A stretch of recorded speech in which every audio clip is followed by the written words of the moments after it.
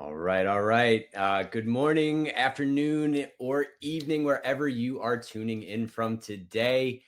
We are so happy to have you here with us because this is going to be a very, very special Synergy webinar for all of you. Whether you've been a device owner for years or have never heard of Synergy before this presentation, you are in the right place to take that next incredible step on your pathway to ultimate vitality. Now, today I have the pleasure of introducing you all to Dr. Jason Loken. Dr. Loken is a trailblazer in integrative health, bringing over 30 years of expertise, going all the way back to his beginnings as a massage therapist, then as a naturopathic doctor and osteopathic practitioner, with advanced training in integrative medicine, naturopathy, osteopathy, applied kinesiology, and much more. And if that wasn't enough, he is currently pursuing a PhD in integrative medicine, which you all may play an integral role in, as Dr. Loken will explain shortly. Stay tuned for that for sure. As the founder of the Center for Integrative Medicine and the co-creator of the globally acclaimed Inspire Health podcast, Dr. Loken reaches over 1 million listeners across Canada, the US, and around the world, with that podcast ranking among the top nutrition podcasts worldwide. He's also the author of 2 transformative books, Letters That Move the World and Understanding to Knowing, a former professor of orthopedics and physical medicine at the Canadian College of Naturopathic Medicine.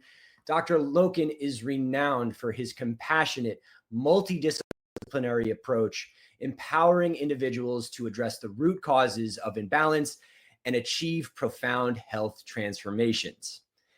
Now, today, we are thrilled for Dr. Loken to introduce something totally incredible, still point scalar repatterning, a revolutionary biofield-guided health system that harnesses the transformative power of the Synergy BioModulator and BioTransducer CrystalWave devices in brand new and innovative ways.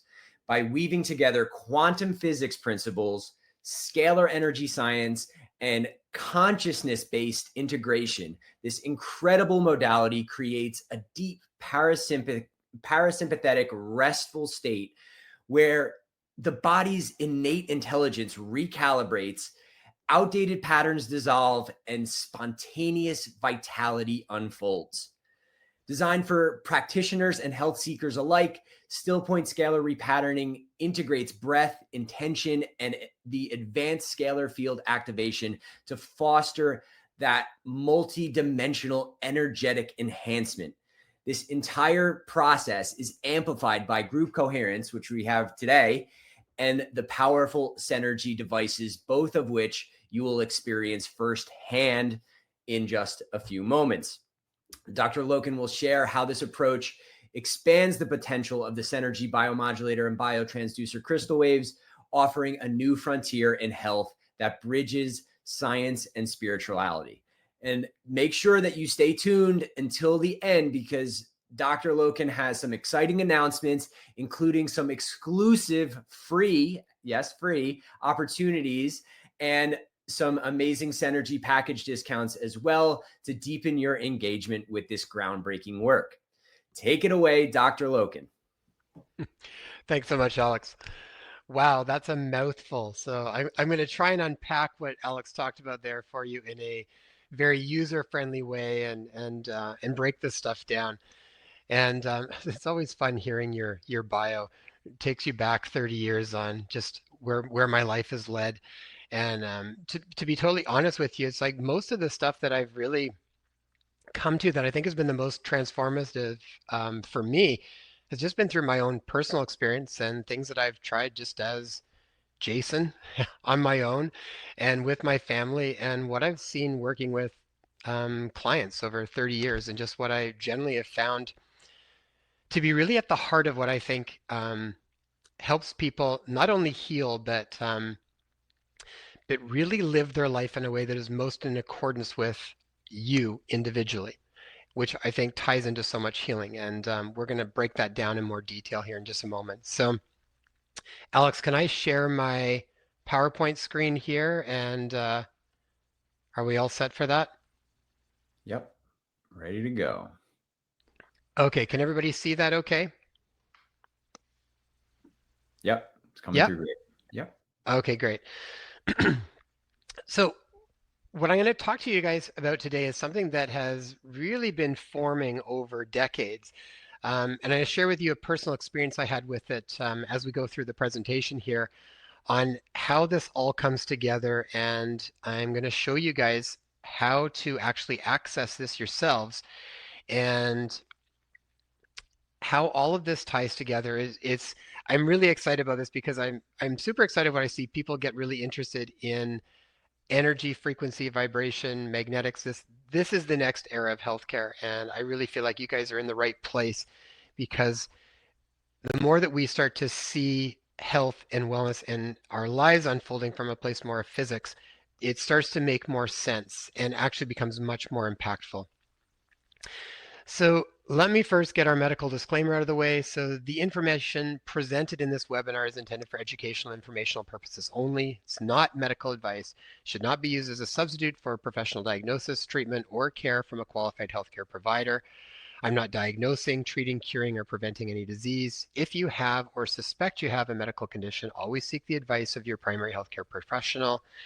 Participation in this webinar and any related activities is voluntary, and you are solely responsible for any decisions you make regarding your health and wellness. That's actually the best part of this. You are solely responsible for any decisions you make regarding your health and wellness. That's actually a big part of health, is actually returning back to this place of autonomy and authority from within. So I'd like to welcome everybody. And before I get started, this type of work is always created on the shoulders of other practitioners and avatars that have really pushed the boundaries on what we think is possible. And I always like to give a little shout out to some of the main mentors and avatars I've had over my time, because I think it's important that we give thanks to those people. So for me, Dr. Jerry Tennant was brilliant as far as bridging all of these areas of cell voltage and integrating the fascial chains and the meridians. They did a really brilliant job of bringing the body together. One of my main mentors, Dr. David Hawkins, really showed the power of consciousness and consciousness attractor fields and just what kind of an impact those can have on our lives. The work of biogeometry with Dr. Ibrahim Karim showed how we can access this, what he calls BG3 energy, this, which is really like this source energy that you see in power spots on the planet, and we actually have within ourselves as well, and we can release into our biofield. Quantum physicists like Dr. Amit Goswami, um, groundbreakers that like Bruce Lipton and Rupert Sheldrake that really showed that we are not subject to our genetics, that we are much more than that, and we can influence our lives and health in many ways. Some of the brilliant research around water from people like Victor Schauberger and, Dr. Emoto, who probably many of you have seen, just brought this magic to what can take place in the body. And so these were all some of the influences for me to kind of move forward and look at where we can go from where they left off. So I'd like to pose a question to you all to contemplate, not only as I'm going through this lecture, but even after. Periodically come back to this. What if healing doesn't require more effort, just more coherence? What does that even mean? Think about that for a moment. And what if we even extrapolated, what if life doesn't require more effort, just more coherence? And I'm deliberately making a little pause there because it's in the pause that we actually find our coherence, which you're going to find as we go through this lecture. Now, coherence. Coherence runs through our physical, mental, emotional, and spiritual levels. And when we are in coherence, that's what actually opens the door for our natural intelligence to start to emit itself. And that's what we need to connect back to. Coherence allows your body's innate intelligence to operate without interference. If we could see our biofield in all the different colors and forms, we would see so many layers of incoherence in that. And what happens is that incoherence is then informing us. We don't even know it, but we are living our lives through these layers of incoherence in our physical, mental, emotional, and spiritual bodies. The more that we can bring back in coherence in this body's innate intelligence, it can repattern the whole field, and it starts to inform everything differently. And to me, when we talk about this magic pill that's so elusive that we're trying to find, that's what the magic pill is. So let's take a look at healing. Traditionally, healing has all been around fixing symptoms. It's making things happen. It's pushing hard. Conventional medicine is very much like this. You have to do strong interventions to try and make something happen.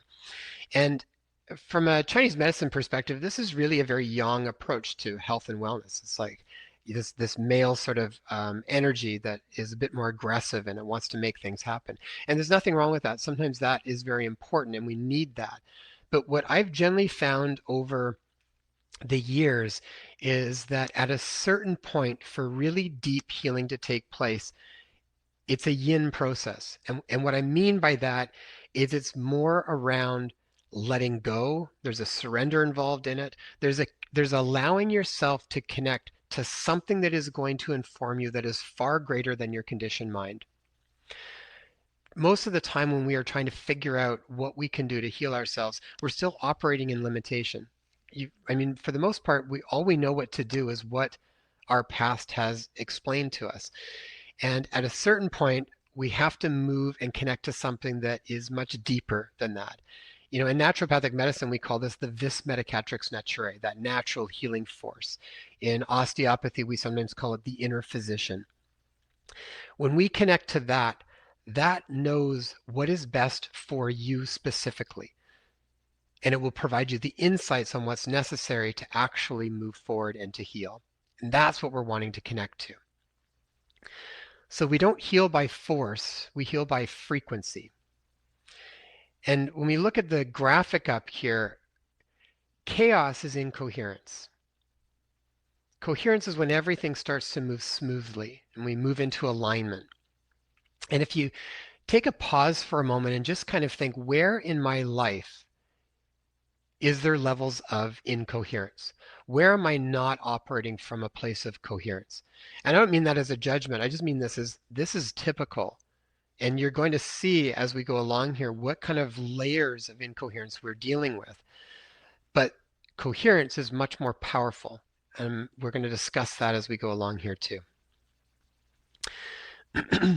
So I'm going to break down these different pieces of this still point scalar repatterning so that you kind of have an idea of what I'm talking about and why this is so important. So stillness, why stillness? Well, let me just share with you some of the benefits that have been researched just around stillness and silence. Stillness itself can lower heart rate and blood pressure, can reduce stress and cortisol levels, promotes hippocampal neurogenesis. That means that it helps you think better, helps your memory. How many people now are having issues with their memory? Enhances relaxation and mood, improves sleep quality, boosts focus and cognitive clarity, supports emotional processing, balances the autonomic nervous system, increases creativity, and improves sensory awareness. That is all from doing nothing, literally from stillness and silence. So do nothing and say nothing, and you get all of these benefits. Like, it's huge. What we are wanting to be able to do is actually amplify this effect and spread this throughout the whole body. And it goes well beyond this, but these are some of the big ones.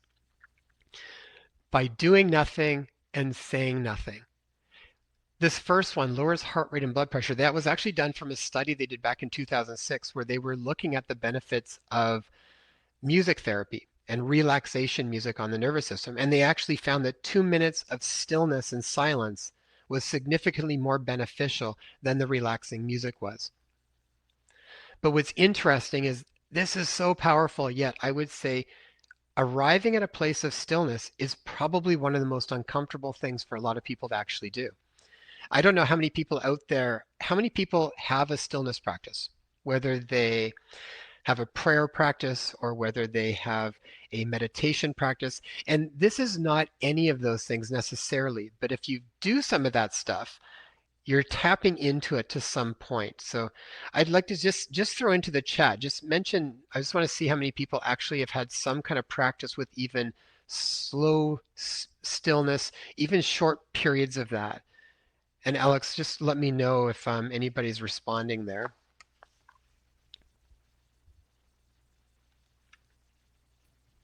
Yep. 3 hours a day. Wow, Prayer, that that stillness. is some deep stillness if you're doing 3 hours a day. And probably not, they must not have children. So, which Indeed. actually is kind of neat because at certain periods of your life, it's harder to create stillness. And we live in a world that actually does not recognize stillness as being important. If anything, it's productivity and movement, and people actually even feel guilty when they have time of doing nothing. So this is a really big shift in how we even need to perceive our lives and what's valuable. So in osteopathy, we talk about the still point. And I'm not sure if people are familiar with that. And I'm not talking sort of medical osteopathy where you mostly prescribe medications, but in classical osteopathy, which is a very manual, hands-on approach where we dialogue with the patient's body.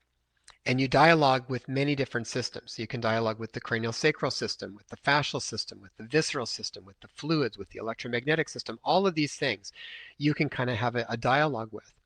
And what a still point is, it's where the practitioner has their hands on an area. And what it literally feels like is you are finding this sort of center point and you're gently fine tuning parameters of like flexion, extension, side bending, rotation, etc., until the body eventually just falls into this deep stillness. And it's very palpable. When you do it, the practitioner goes into a still point the same time that the patient often goes into a still point. You actually feel it in the whole room. There's like this very still quiet, like you almost picture this serene lake with complete stillness in the moonlight. It literally feels like that. And what happens is we talk about it being like this pregnant pause. It's full of potential. So this quietness happens, and what happens in that silence is that the body reaccesses its original healing blueprint. This is that vis medicatrix naturae that we talk about. And it's that guides all self-organization and regeneration. And this blueprint isn't an idea, it's an energetic template encoded in the field that the body remembers and then reorganizes around. And what it feels like in the hands is you will hold it, everything goes very quiet and still, and then all of a sudden, and you stay in that for a while. And literally what happens is the cranial sacral system actually, there's a cessation, it stops. Everything just kind of slows right down and then stops, and there's a pause. And then you stay in that pause for a while, and then all of a sudden you get this big wave just comes into your hands, and that's the return of this vis medicatrix naturae, that healing potent energy. And it causes all of the changes that start to take place on the physical, mental, emotional, spiritual pieces of our body. And so this stillness minimizes the noise in our biofield. That's the layers of incoherence. It's like this wave of coherence floods through the biofield and gives us a new set point. It clears everything back out, which makes it easier for the local field to hold a stable, coherent signal again. Now, it doesn't mean that you go back into the world and you get back into incoherence, because we live in a very incoherent world right now. But we can do this as a set point and change it and get the benefits of it. And the more that we're able to start to do this, the more we will start to live our lives in more coherence despite what is going on around us. So in the stillness, the field reorganizes. And stillness is not the absence of motion, it's the return to intelligent order. And this has been talked about for a long time. We talk about these quotes from like the Yoga Sutras with Patanjali. Within you, there is a place of stillness and rest, and in that place, you are whole. Eckhart Tolle says stillness is where creativity and solutions to problems are found. That's really important because How many things go on in our lives, whether it's health, whether it's relationships, whether it's work stress, whatever it might be, do we keep running into the same problems over and over again? We need to find a new source of information that can inform us so that we can find our solutions individually. Why I think this is so important is because it's not a one size fits all. You're connecting back to your innate intelligence. And it's through that place that you are going to get new insights based on your life, where you live, what's accessible to you, who's accessible to you. You will get your own insights that will start to navigate your life in a direction that will be more coherent. When it's more coherent, everything starts to benefit. Now, for me, when I was doing these osteopathic still points with patients, what I started to do when I incorporated the biomodulator and the transducer is I would often have the biomodulator hooked up, running usually in an infinity program, and I would have that on an area of the body. Particularly if I found a certain circuit was out of balance, so like say the liver meridian was out, I would have that directly over the viscera of that area around the liver, running a certain frequency through it while I was doing osteopathic work. And so for me, what I found was that this blending of having the transducer running and the biomodulator, which creates a powerful scalar field, amplified the effects of the still point. It actually happened faster. It was more profound. I found faster integration for the patients. And so this is what really got me thinking about scalar fields and how that integrates with this stillness. And so this part I find really fascinating, and I think this is so exciting because this explains how so many things work and how we have the power to influence it. So let me first explain the difference between scalar potential and scalar fields. So scalar potential is the raw medium. This is like the 0 point background field that is everywhere. It's omnipresent, it's non-directional, and by itself, there's no form or pattern. It's 100% pure potential energy. Anything can happen. Think of it like a blank canvas. You know, it's there. You could create anything on that blank canvas if you have the right artist with the brush with the right information to do it. So the artist and the brush is kind of like when you structure the scalar field. You're turning it into something more usable, something that now we can use. And what really structures it is the information that goes into it. So there's a combination. You have to kind of create the structured field, and there's a certain science to that, incorporating things like Tesla coils and whatnot, which you can do through technology like the transducer. But essentially, we structure the field when we pattern it and encode it with information. And that's what makes it usable. Now, the catch is that we can structure that with coherent information or incoherent information. If it's structured with coherent information, it's going to be beneficial. It's life affirming.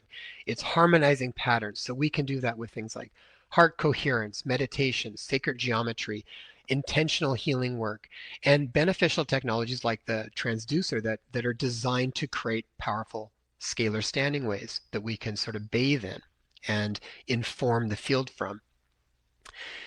Incoherence can also happen. And I think everybody knows what that feels like. You know, it's when you're in chaotic patterns, it's fragmented. They create harmful, they create cellular dissonance. This is when you are in emotional distress or environmental toxicity or excess electromagnetic pollution. There's a lot of things in the world right now that are creating incoherence in our field. And I honestly feel like this is a big reason for the mass amounts of illness and problems that we see on this world. And so once we have structured the scalar field with information, that scalar field now broadcasts and amplifies this information, both within our own biofield as well as into the environment around us. And so it's why coherent group intention feels uplifting and why incoherent environments can feel draining. I'll give you an example of where everybody has probably had an experience of this. Say you're on the subway and you're sitting there and it's maybe in the evening and you know a dodgy character pops onto the subway. You can feel the shift in the air throughout the entire subway car very quickly. there's a feeling of apprehension or a fearfulness or something along those lines. And the catch is that we can entrain to coherence or incoherence. We basically are going to entrain to anything that is already in our biofield. And chances are all of us have some aspects of fear or anxiety or whatnot in our field. And so if we become in contact with that, we can actually entrain to that. Now, on the opposite side, the same thing is if you're in an environment where you are with someone that's incredibly nurturing and loving, maybe this could be like a grandparent. For me, it was like my grandma. I remember I would go see my grandma. She just held this completely unconditionally loving environment. And I would go there and just everything felt so much better. It felt manageable, it felt a lot easier. I would actually then start to think of solutions to things. So whether that's a loving caretaker like that, or maybe a health practitioner, or an environment that you go to that you just feel that loving presence, that's a coherent environment, and you will then entrain to that. So we can go back and forth with this. The Some of the key things around scalar fields, they don't just store information, they resonate and replicate it through the system that they interact with. So again, if it's beneficial patterns and coherence, that's going to resonate through the biofield. You're going to get things like supporting the nervous system regulation, enhancing cellular communication, and we create this morphogenic template that others can entrain to. So that's the work by Rupert Sheldrake, and he talked about these morphogenic fields that kind of exist outside and before our physiology. It's like the blueprint for the body. And so if there are distortions in that blueprint, then that is going to influence the cellular physiology. So think of it like if you're building a structure. If there's a faulty blueprint, you're going to keep rebuilding faulty structures until that blueprint changes. Now you've got a new template that you can create the physical body with. If it's detrimental patterns, you're going to create dissonance in the biofield, disrupt physiological and emotional balance, spread energetic noise into the shared field. So you'll also see this, I see this at home easy. If I am in more of an incoherent place, my kids will pick up on it like that. They're actually the fastest mirror for people that have kids. If you've got kids, if you are not in a regulated place, your kids will pick up on it and send it right back to you, which usually just amplifies the whole thing. But the more that you can pick up on that, we actually have the power to change that around. And you can actually then create coherence, and you'll actually see that spread throughout the environment. So everybody is probably familiar with this. If we are in a place of chaos, just stresses and toxicity and EMF and negative future fantasy spirals of mental thinking and emotions, we're over on this side of the screen, but we can get ourselves back into a coherence where we can repattern all of that. So is a device necessary? As I said, this event is for everybody. And the reality is that no, devices are not strictly necessary to create healing, coherence, or group field effects. We've seen that. You can do group healing in many ways. And we ourselves, through intention, through breath work, through different exercises, we can create a very powerful structured scalar field. And we often do. Where I feel like the devices are helpful for people is that they in themselves do create a powerful scalar field. So if you've got one, you're getting a big jump start, and you can facilitate the whole process, because the reality is that it's hard for us to stay in coherence if we are feeling depleted, if we're in pain, if we are stressed. Okay, all of these things make it difficult to stay in a place of coherence. If people are EMF sensitive, which even if you're not EMF sensitive, I guarantee you EMF absolutely causes distortions in the field.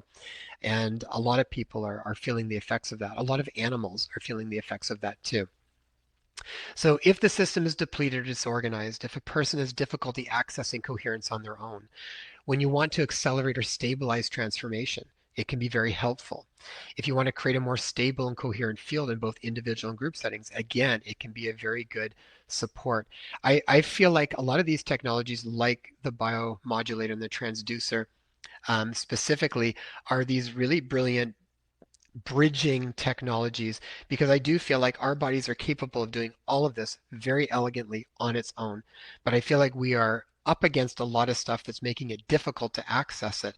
And so I think of these as very powerful bridging technologies that can help us create the environment and entrain to it so we start to remember how to do it on our own again. So the transducer, it helps to structure that scalar potential that is everywhere, and it helps to focus it into a localized usable field that we can now pack more information in. It also has beneficial frequencies that are coherent that run through that field as well. Okay, so where are we currently? So let me pose this as a question, everybody, and just throw an answer into the chat.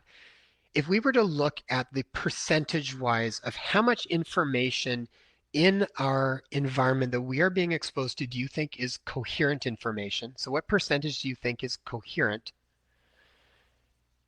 Throw that into the chat. Versus what percentage do you think is incoherent? And then just throw out some of the responses you get, Alex. I'm just curious to see where people think we are right now.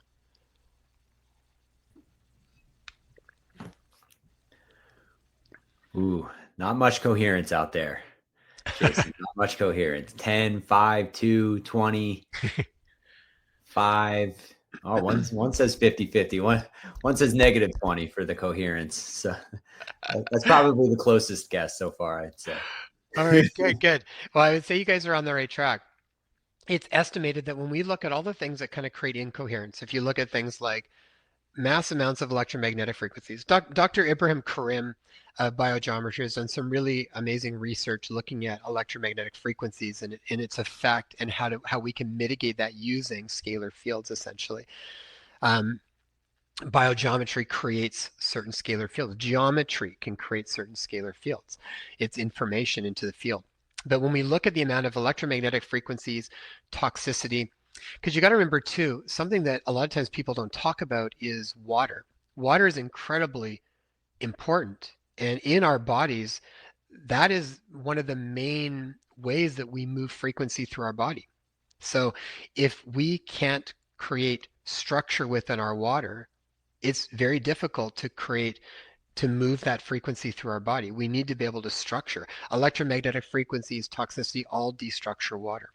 So we also drink dead water. So that's a big role. Even in these processes, before you do this stuff, I would be very well hydrated. Even before I use the transducer or biomodulator with people or do any of the other work, even osteopathy, get hydrated. The more hydrated you are, especially if it is with good quality, clean, purified, structured water, you will be able to transmit the signal throughout your body much more effectively. You know, it's kind of like we need to be these plump, juicy grapes, and most people are raisins. EMF has an incredibly strong dehydrating effect cellularly on water. So 80 to 90% of incoherent information versus about 10 to 20% of coherent information when you look at intention, inner stillness, scalar energy, these types of things. So, I mean, that alone doesn't sound very promising. But I think what is really important to remember is that we are incredibly powerful. And there is a tendency towards order.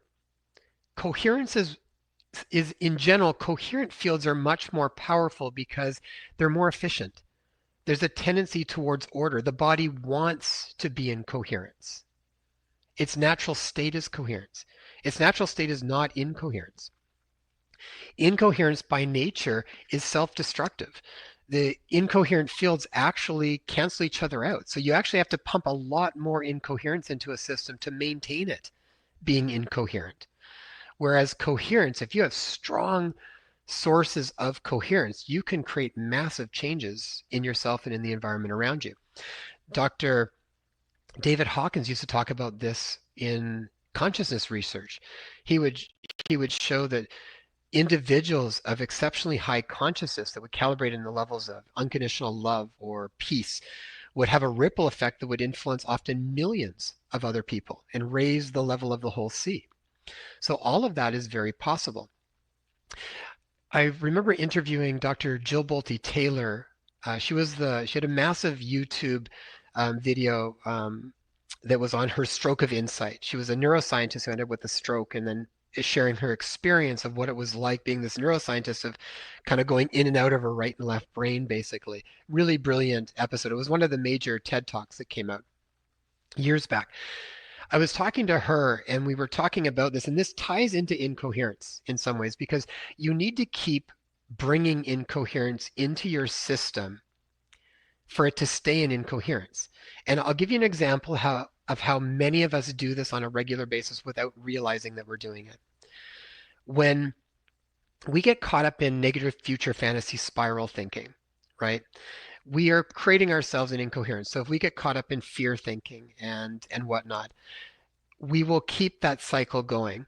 And in my conversation with Dr. Jill, she said, the neurochemistry of emotions, how long it takes for it to literally metabolize and break down is about 90 seconds to 2 minutes. That is it. So if you are feeling a strong sense of anger or fear or something along those lines, if you did nothing with it, almost held it like a hot ember, it would burn itself out within 90 seconds to 2 minutes. That's the neurophysiology. But we don't do that. When we get triggered, what does it do? When we get a strong sense of fear in our bodies, it creates a ton of ripple effect of our thinking. We then just go down the spiral and we keep it going. So we actually keep recreating the neurochemistry that causes illness over and over and over again. And until we break that cycle, we bring more coherence into it, we change the field, we actually change the way we feel, and then we can change the way that we even think. So what are some of the ways that we can amplify this coherent field? Well, one of it is by having multiple coherent sources. This is group coherence. So when we get people coming together in a scalar infused coherence, their individual biofields merge. This creates a much bigger and more powerful unified morphic field that has more ability and more capability than ours individually. We are definitely stronger together when we are in sync. We can reorganize health more, memory, emotion, and energy at a very deep level. The field can become more powerful when we use powerful high coherence generators using technologies like transducer, when our mental and emotional states are in a more uplifted, higher consciousness state. As a group, if we have a clear, unified intention, remember the scalar field is literally like a carrier field of information. So if we have a fairly focused intention, and I say focus not by meaning like repeat it over and over and over, like a really yang approach to it, but lightly put that into the field and then let it go. Let it do what it's going to do. But if everybody has a unified intention that could be, say, to just connect to our own natural healing ability, something simple and open, without getting too intellectual around trying to narrow it down to what you think is going to be the best thing for you at this point in time, right? Which we all have a tendency to do. But that can be helpful. The length of time and the frequency of sessions can also amplify it. And being in an environment of nature. Nature is the natural coherent place. And we notice that. There was a book called Your Brain on Nature, and it breaks down all the benefits of just time in nature. It's huge, huge. So a strong coherent field can outweigh large amounts of incoherence. So this is again why I think this type of work is so incredibly important to do. We can mitigate mass amounts of incoherence personally and also collectively. So what actually is going on that can restore health? Well, these are some of the things that I think are actually happening when we are moving into this coherent field. You get cell reorganization, cells entrained to the coherent field, supporting, optimizing gene expression, protein folding, and repair processes. Field clearing, distortions and incoherent patterns can be overwritten by the coherent scalar information, leading to energetic detox. You literally are going to cleanse the physical, mental, emotional, spiritual aspects of your biofield. Restored biofield integrity. So a strong, coherent field stabilizes the biofield, reduces vulnerability to external stressors, and restoring regulatory capacity. This means you're going to get more resilience. So if you are able to restore your biofield, when you go back out into the environment, you will be able to handle more. How many people feel like they are at their threshold a lot of times throughout the day? where, one more thing is just too much. A lot of people I feel like are right there at their buffer point. There's very little. And most people are actually already over their capacity, and they're constantly just in a systems of stress and inflammation. And we need to be able to back out of that and not only just get under it, but create much more buffer so that we can actually interact with our world around us and people around us in a much more coherent way. Increase systemic coherence. So coherence relates with nervous system functioning. Starts to balance our autonomic nervous system, which supports immune system, hormonal axis. These resynchronize and enhance resilience and adaptability. And consciousness realignment. This is, I think, really important too. We even did a whole series on trauma, talking to many experts around trauma and working with trauma. And you can watch that for free if you go to inspirehealthpodcast.com. Just go to series and you'll see a whole section. You'll see a bunch of the different series that we've run. Trauma, recovery was one of them.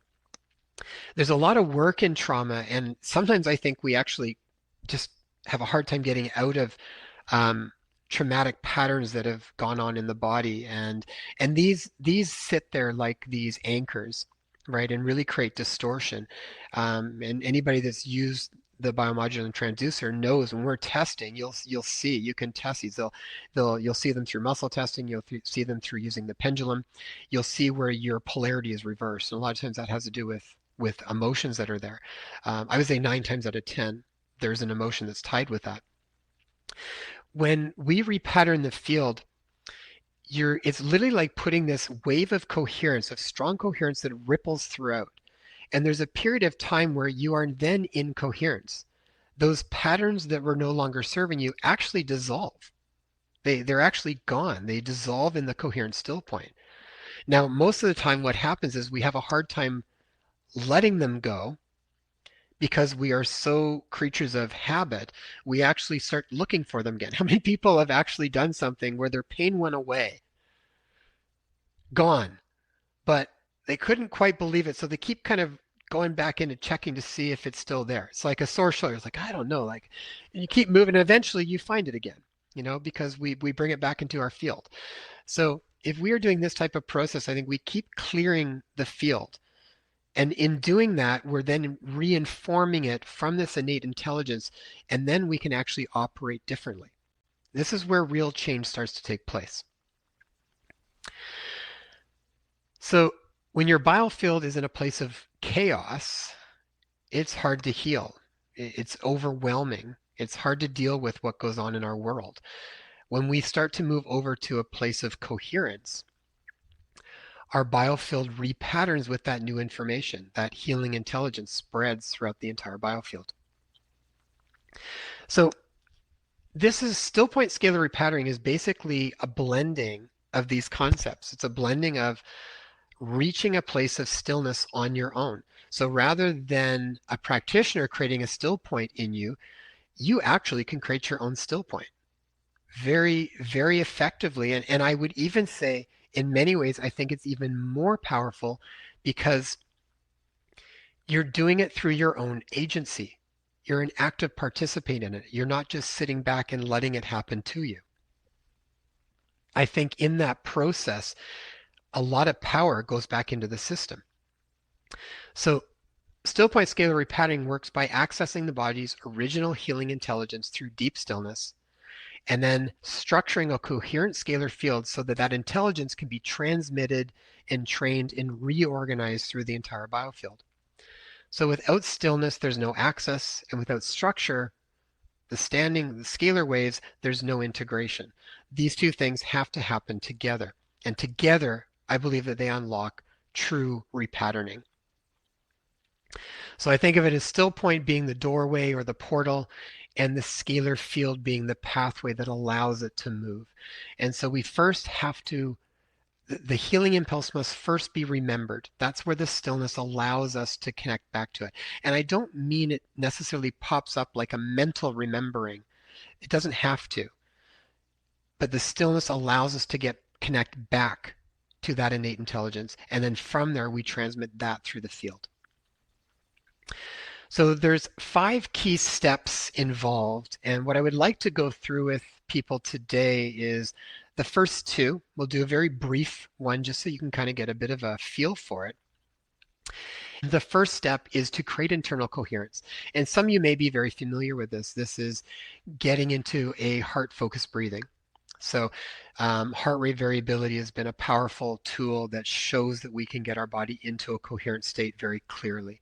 So the first step is that if people have a biomodulator and a transducer, I would say go get it and have it plugged in and ready to go. And then I'll grab mine in just a moment here too, because that's going to set the stage. And you got to remember, scalar fields they're non-local. It's not the same as a laser where you point and shoot and you see the direction that's going in. It's everywhere. It's like the air around us, right? That we are now funneling in and using in a very specific way. And through group intention, we can actually connect our fields together. Sounds very magical. In many ways it is, but when you talk to people like Dr. Amit Goswami and you look at the quantum physics of how this works, it's fascinating. And this is why group prayer works. This is why group meditations can be from people from all over the place can join together and can create a collective field. Been very well researched. So the first part is the creating the internal coherence, and I'll walk you through very briefly just how we start to regulate our breathing and get into that field. And then we step into the still point. This is probably the trickiest part for people. And because you're not doing really anything, people are going to think they're messing it up because we're used to having to have a very specific process. And are we doing it right? Are we doing it wrong? This is a yin approach. There's a bit of a surrender into it. And so without me saying too much, because I want people to have an experience with it, and as you do it more and more, you will experience it deeper and deeper. And so when we talk about stillness, it doesn't mean that you've got to have perfect posture and zero movement. It really means non-interference. Allow yourself to fall into a comfortable position, let the body rest with ease without trying to over control or perform, and just let yourself be. Don't force stillness. You invite it in. It's already there. We just have to allow it to fall into it. What generally starts to happen is then there's less attention in the mind field.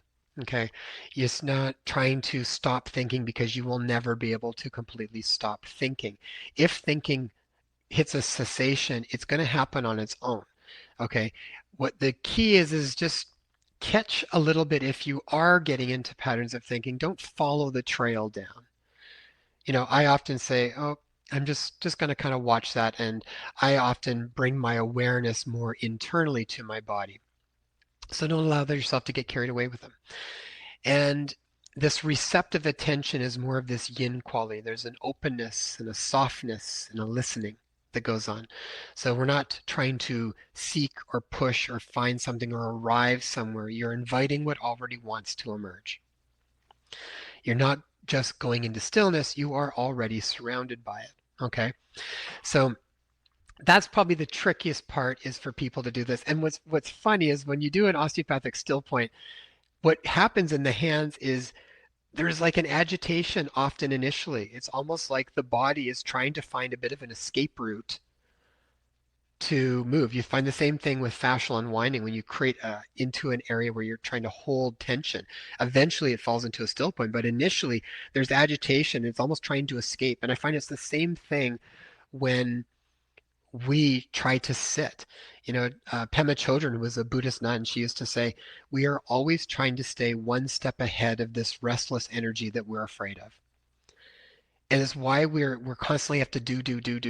Dr. Amit Goswami says, we got to follow this principle of doobie doobie doobie doobie do. Do, then be. Do, then be.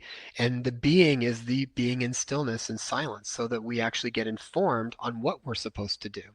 We often do it the other way around. We let the mind inform us. So it's a gentleness and a surrendering. So if it helps, follow some of the guidance that I just mentioned there. And when we get into it, you can even see where your attention naturally falls on. You might fall more in a center area, like around the heart or the spine or the belly. and just sort of bring your awareness to that area. So what we're going to do is I'm going to invite everybody to find a comfortable spot. Give me one moment as I just grab my BioModulator and transducer. Give me one moment.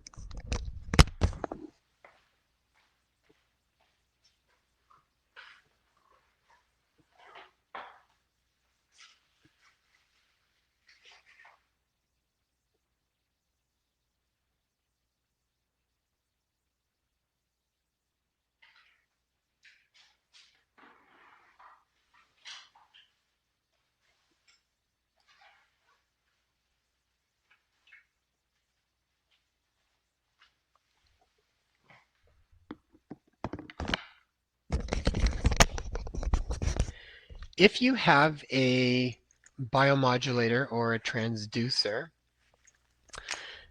hook it up. So what setting I would put on that I think is optimal is if you have the plus, the Tennant BioModulator plus, what I would do is I would set that up to your infinity cycle. It's going to have a pulsed frequency. And if you have the Pro, Alex, remind me again, which frequency is the name of the one that specifically has the Schumann resonance? That would be 783 harmonics. So if you have that one, set it up on 783 harmonics. The Schumann resonance is a natural coherent resonance. You will go into coherence in the Schumann. Part of the problem is that our Schumann resonance is actually being bombarded by a lot of incoherence right now. So setting yourself up to be able to create that through the biomodulator can be really helpful, as well as the infinity cycle. Now you got to remember, when you have a biomodulator, hooked up like this and the transducer, as soon as that is running, as soon as this gets turned on, it's starting to generate a scalar field, okay, a usable scalar field, and it's informing the scalar field with the frequencies that are connected to the biomodulator. That field is now already going everywhere. That field right at the moment is already starting to fill the room. And anybody else who has one on, it's going to be starting to fill that room. We're creating strong, localized scalar fields. When we start to go through this process, you will also be stepping into creating more coherence through our breath and through our focus, and then accessing the information from the stillness to infuse throughout that field. How I would use it is, I mean, you can do it in whichever way you want, because ultimately it's the field is going to be generated either way. If you have a mic stand, you can connect the mic stand up and have it running through the crown chakra, so you're sort of affecting the polarities of everything through your body, all of the different meridians. That would be one way you could use it. Or you could put it where we use it between the legs and affecting the meridians from the bottom up. That's also a nice easy way to do it if you don't have a mic stand. If you have a specific area that is of concern. So, for example, if you've been working with liver issues that you're aware of, or heart issues, or something along those lines, you can actually have it directed right at that area too. That also would be beneficial. With infinity cycle on the plus, that's how we usually work with the viscera anyways. So what I would do is, if you've got that, set it up right now and connect it up. And just get settled for a moment.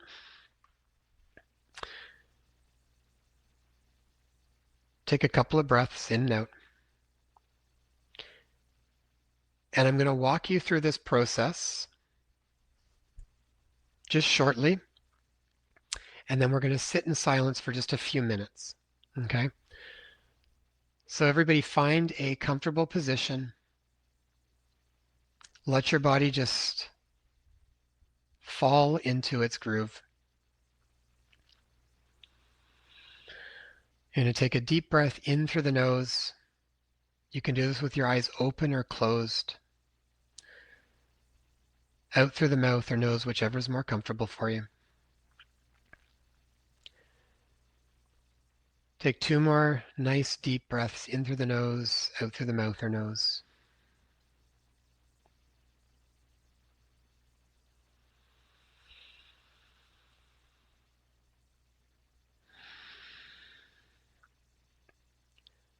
Start to bring your awareness to the area surrounding your heart. If it feels comfortable, you can place your hand on the area or just visualize it, but bring your attention and awareness to the heart. Take a couple more deep breaths in and out.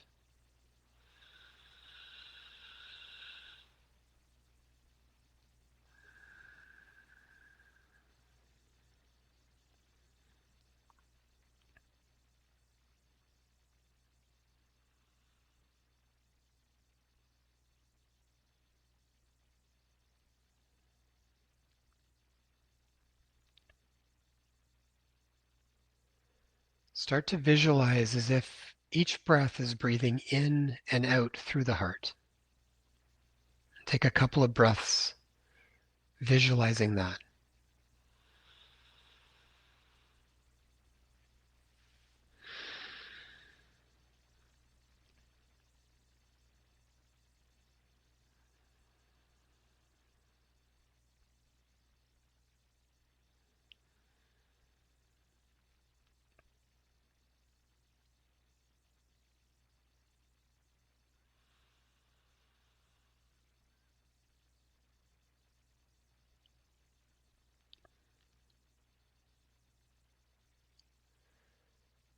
Now bring your awareness to any memories you have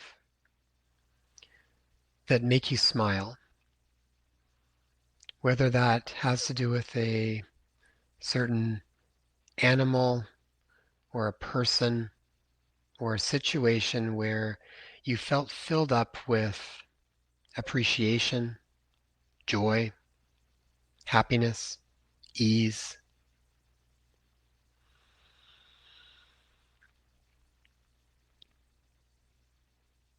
And allow yourself to just go into that memory and feel it. See if you can touch back in and feel that same level of joy, peacefulness, happiness.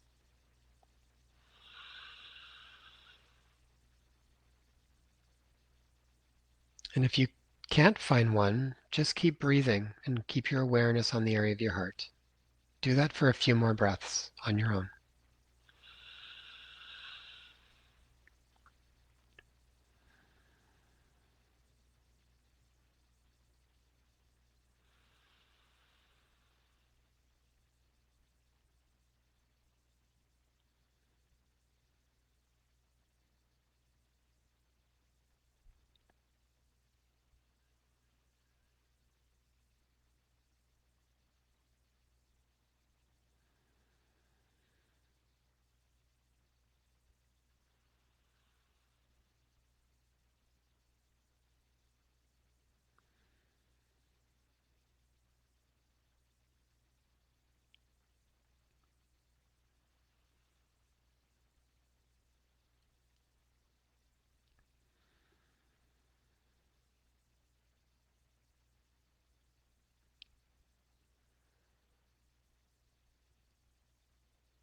Next, you can let all your thoughts start to dissipate and allow your body to fall into quietness, a stillness. Do your best to stay physically still and just be in your body. And we're going to be silent for about 3 minutes while we stay in this, and then I'll bring you back. Okay, let's go.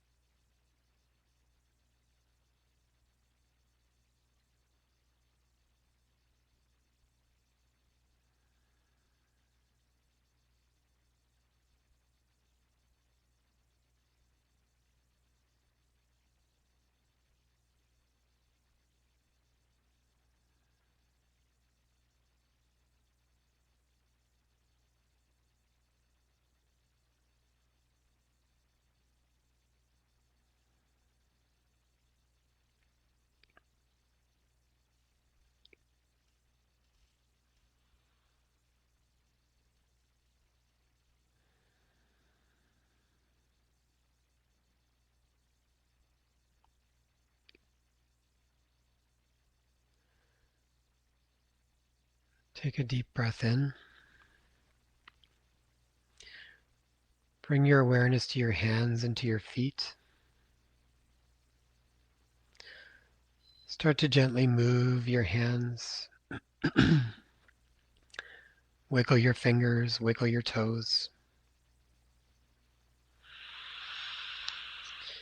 If your eyes are closed, you can open them. If you have your BioModulator and transducer on, you can turn it off if you'd like, or leave it on. And just come on back.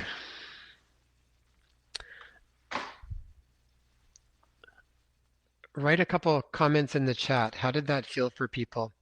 Were they able to kind of step into that stillness a little bit? Was it busy? Was the mind busy? Was the body busy? What was your experience like? I'd love to hear a little bit of feedback. This is just a little taster of this experience.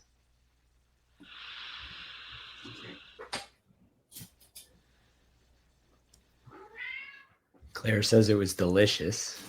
Eskimo said they were yawning. I'm assuming that's a good sign. That happens when we go into parasympathetic dominance, the rest and digest.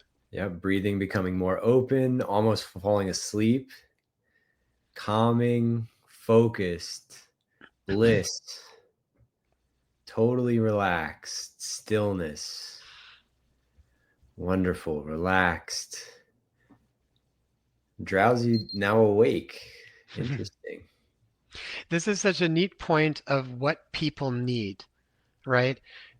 Some people might get sleepy. Some people might get more alert because it's not there's no set thing about it. It's your own intelligence informing you on what you need to do or what you need at this time. So this is why I think it's so brilliant when we allow our body to actually inform itself, which will thank you very much for the feedback, everybody. I really appreciate that. So let me sort of move you through the next couple steps then. So the first part really is just that. It's getting into coherence. It's if you've got the transducer, then you've got access to creating this powerful field right away. If not, it just means you need to get more centered. If you can be in nature, that would be helpful too. Surround yourself by plants or trees or water, ocean, anything along those lines is always a very powerful way of bringing in coherence. Sometimes we just don't have access to it. If we're in the city and we're bombarded by lots of incoherence, that's where these kind of field generators like a transducer can be really helpful. But first you get into that coherence, the breathing, you set the field, then we step into the stillness. And the stillness is what is essentially that's the information that we want to encode into the field. And when the field is strongly coherent, it can now ripple through there and have this effect on everything. So once we've done the still point, the next part usually that we would do would be recharge your battery. So if you have the device like the biomodulator, what I would do is I would use the foot pads and the hand pads, or I would use the pads on the front and the back of the body, and I would run the circuit. If there's a specific meridian that you've been having challenge with, you can use the pad specifically for that area to recharge cell voltage. If people are not familiar with the biomodulator is a powerful tool to recharge cell voltage and restore cell voltage. And when our body has more cell voltage, very much in the same way I think of it when we're very hydrated and we've got a lot of coherence and structure in our biowaters, that message has a more smooth way of moving through our system. So you could do that for 10 or 15 minutes. If you don't have that, then you could be on a grounding mat or go for a little walk outside, get your bare feet on the ground, sit on the ground, hug a tree. Quite literally, all of those things make a difference. The next part, and I would say this would actually be step 4, not step 3, would be listen. So this is where the rubber meets the road, these next 2 steps. Most of the time, without knowing it, we are being informed. our decisions and our choices are often being informed in how we live our lives by incoherence, because it's surrounded in our field, and the vast majority of the time we are probably in a place of incoherence. When you start to repattern the field, you are getting new information. Most of our information is coming from incoherence. It's coming from unsupportive patterns, limiting beliefs, all of these types of things, what our past experience has been, and just the bombardment of either propaganda or media or any of this stuff that's in our field. That's often what's informing us without us even being conscious of it. When we connect back to what is really you, and what is powerfully you, and what knows more than what your finite mind is able to comprehend, that is now going to inform the field. So it doesn't necessarily mean that all of a sudden you receive a spontaneous healing. Sometimes that can happen. This is the place where that sort of thing can happen. But more likely, you are going to start to receive insights. You'll get intuitions in different ways. Things that you would normally habitually might do may change. I'll give you a personal story. My dad passed away last year in August, and my dad, he liked to have his Scotch drink at night, just the way my dad was. Wasn't much into natural healing. That was just who my dad was. He liked to eat meat and he liked to drink his Scotch. And on my dad's final days, I was fortunate enough, our whole family was fortunate enough to actually be there with him um, for his final 5 days where he passed in bed with his family around him. And my my dad, towards the final steps, I was there and I witnessed my dad completely shift into a different field. He no longer had a taste for alcohol at all, none. And my dad really enjoyed having a Scotch. And he had no taste for it. And it actually bothered him. He's like, I just don't want it anymore. I don't know what's going on. And I'm just laughing because I'm just like, he went out of resonance with what no longer served him. When that happens, you are that frequency. You're not trying to make it happen. You are it at that point in time. And then all you need to do is listen to it and not get caught back into old patterns. This is how we keep the cycles going. We don't listen to the new information. We don't know how to bring it into our life. We just keep going back to old patterns. The most powerful thing about this process is that you get informed by something that is much more benevolent, which is much more holistic, and what knows what is in the highest good for you individually. So we need to listen and pay close attention to what comes up for us. Then we need to live the repatterning. This is where we actually act on it. It's very easy a lot of times when we get insights to change something, but we just push them off. We go back into our old patterns of being. This is why things don't usually change. We actually need to listen to it, and then we need to put it into our lives. Our tagline at inspirelife.earth is bring more of you into the world. This is really what we need. You need more of you in the world, not incoherent signals that are not you. You need more of what is you. We talked to one guest one time on the podcast in a series we were doing that was more around spirituality, and he said the biggest cause of illness is when we take instructions from the ego mind identity rather than the source of truth, which is our true self. However you want to interpret that. I would interpret that from this perspective as our natural healing ability. When we are taking instructions and living our life from the ego mind identity, we are already in incoherence. As soon as we start to live our lives from a place of coherence and truth, and we start to put that into action, everything starts to change. And I can't even begin to tell you what changes because it's going to be very individual, but so many different things on physical, mental, emotional, spiritual perspectives can start to change. And I'm not always saying that's always rainbows and butterflies. Life is not always rainbows and butterflies. And anybody who tries to sell you that is lying, because it's not the truth. You do have to sometimes go through challenges. Making changes to habitual patterns is not always easy. But if you allow this natural state of coherence to inform you, you start to have, it's just like you don't, like my dad with not wanting a scotch, he just no longer wanted it anymore. Now how that maybe changed things was that he, missed out on having, um, going to the pub and having drinks with some of his buddies. He had to find new ways to do that, right? So these are sometimes the things that change, but it's like, what are we able to let go of to allow this new information to start to move through us? So why this matters so much now is that our world is in a coherence crisis, and your body is listening to the field.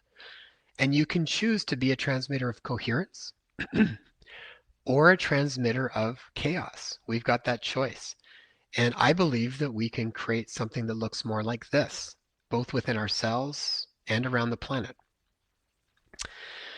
So the question really becomes, are we just passive receivers of the world's incoherence? Or can we become generators of coherence and clarity and healing? And I believe, and I think you all just experienced, that we can. And it's actually not that tricky to do it. So thank you very much. And I'm going to pass it back over to Alex to take it away. Dr. Loken, let's give Dr. Loken some love in the chat. Let us know what you thought of that amazing experience. Any questions, comments? Let Dr. Loken hear you. We're going to do a Q&A at the end here. But thank you so much, Dr. Loken. Just to recap a little bit about what Dr. Loken was saying. Yes, a wonderful presentation. Thank you. Thank you. All right. Love that. Keep it coming for Dr. Loken. I'm just going to recap a little bit for everybody and let you know how you can get involved in Still Point scalar repatterning and other things that Dr. Loken is doing, that Synergy is doing. And just so all of you know, we will have a replay for this. So if you want to go over any of the finer points, we're going to send out an email with the replay and all the details of what I'm about to talk about as well. And if you have any questions for Dr. Loken that we're not going to answer today, his website is inspirelife.earth. It's right underneath his name there, and I popped it into the chat. But that is the go-to place for everything. And for those of you, I know a lot of people joining this webinar are from Dr. Loken's community. Many are from Synergy's community as well. So if you're not too familiar with the Synergy devices and would like to get your hands on some, this one right here is the BioModulator Plus. This is the basic unit. It has 4 amazing modes that will absolutely supercharge the BioTransducer CrystalWave. This is the one of the first versions that we made. The new version is black, and we have, Dr. Loken, if you can hold up the even newer version, the Pro model, which we're super excited about, made of all carbon fiber, really, really cool, super powerful scalar field generation with that PEMF, light therapy, all kinds of amazing stuff in there. And we have the Pro BioModulator as well with 60 preset modes, millions of custom combinations, super, super powerful for both practitioners and just people who demand the best. This thing is phenomenal. We are ready and available to take your Synergy specific, the device specific questions. You can always add those hand grips and foot plates like Dr. Loken was talking about to get that total body charge. The discount will be available for this month only. And we want to give people a chance to experience the Still Point a little bit more. Like Dr. Loken said, we don't have to be in the same room to experience it, as you have just seen. That scalar energy is not bound by space. So we can all experience it as we do it together, no matter where we are in the world. And just before we get into the Q&A, like I said in the beginning, if you found this amazing and you would like to hear more amazing ways that these energy devices can support your health, Jason, you ready to take some questions? Yeah, go ahead. Awesome.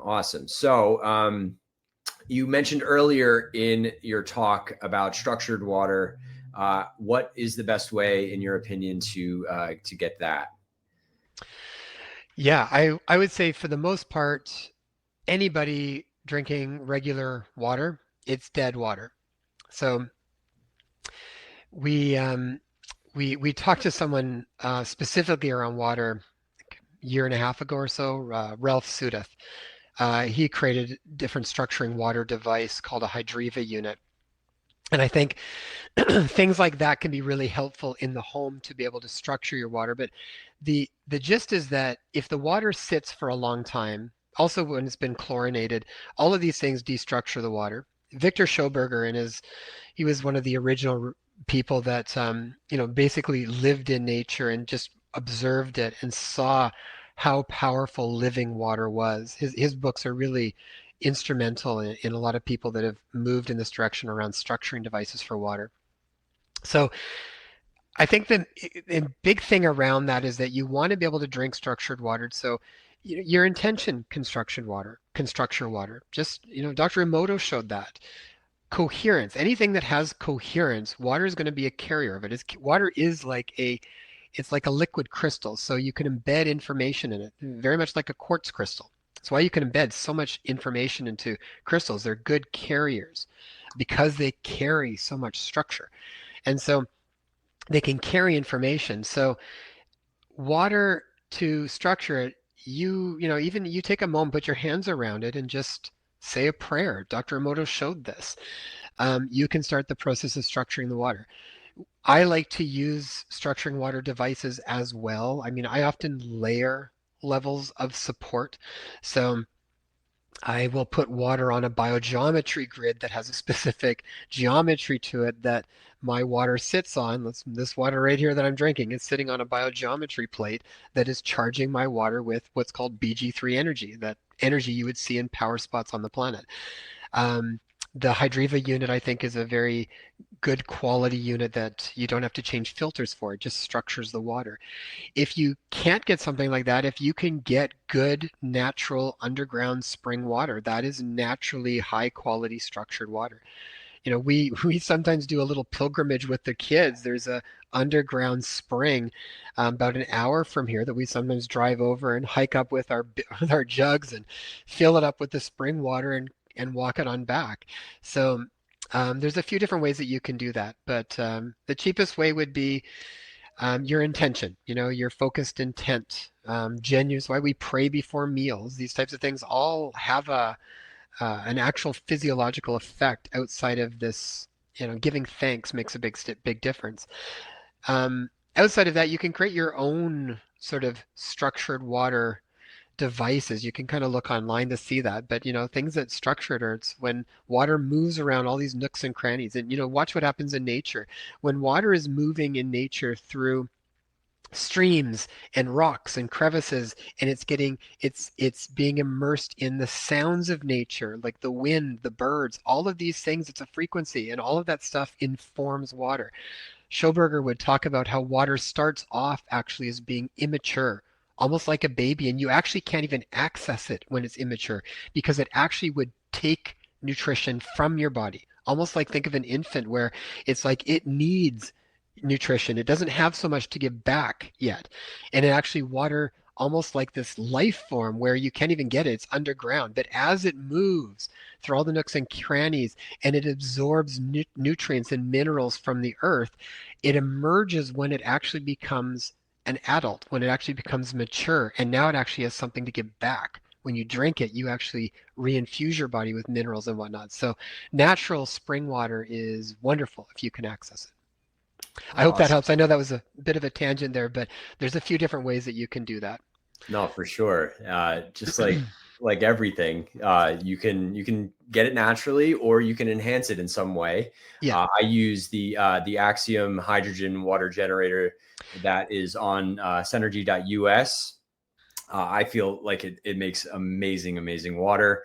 The water where I am is hard water. It's not so great. And it filters it, and it hydrogenates it. And I did see another question about using the transducer to structure the water, which is a cool Yep. idea too. I Yeah, think that would you can work. actually, you can totally do that because you will emit that frequency into there. So I think that's a great idea. Water you can put almost any frequency into. The water though, it's nice if the water is already got some, it's live, but you can make it more live by infusing it with that.